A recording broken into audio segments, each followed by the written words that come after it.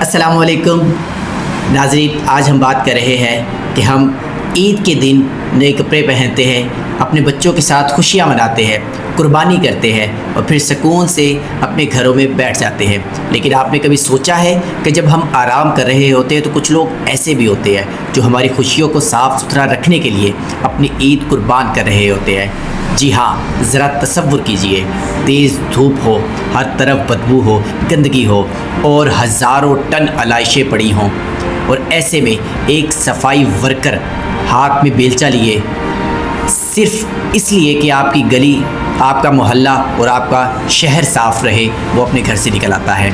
इस साल मैंने एक चीज़ बहुत वाज़िया देखी है। ईद उल अज़हा के बाद कई शहरों में चंद घंटों के अंदर अलाइशें उठा ली गई, सड़कें धो दी गई और माहौल को साफ़ रखने की भरपूर कोशिश की गई।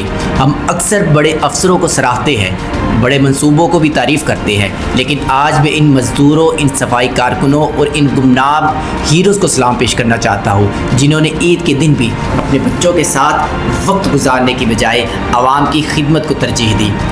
हो सकता है कि कोई इनके साथ सेल्फ़ी ना बनवाए, लेकिन हकीकत ये है कि अगर ये लोग अपना काम ना करें तो हमारी ईद की खुशियाँ चंद घंटों में परेशानी में बदल सकती है। जैसे कि आपने देखा है कुछ साल पहले हमारे शहर हमारी ईदों पे कैसे होते थे। ईद उल अज़हा पे ख़ास तौर पर हमारे शहर बदबू से भरे होते थे, अलाइशों से भरे होते थे, लेकिन पंजाब गवर्नमेंट का ये एक अच्छा कदम था और हमारे ये गुमनाम हीरो, सुथरा पंजाब के ये गुमनाम हीरोज़ ने इस दफ़ा एक मिसाल कायम की है, क्योंकि कुछ लोग शोहरत के लिए नहीं बल्कि इंसानियत की खिदमत के लिए काम करते हैं।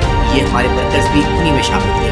दुआ है कि अल्लाह अज़्ज़ा व जल उनकी रोज़ी में बरकत अता फरमाए और इन्हें इस खिदमत का बेहतरीन अजर अता फरमाए। इस कदम पे मैं पंजाब गवर्नमेंट को और सुथरा पंजाब के वर्कर्स को ख़ास सैल्यूट करूँगा कि उन्होंने हमारी ईद को बहुत खूबसूरत बनाया। शुक्रिया।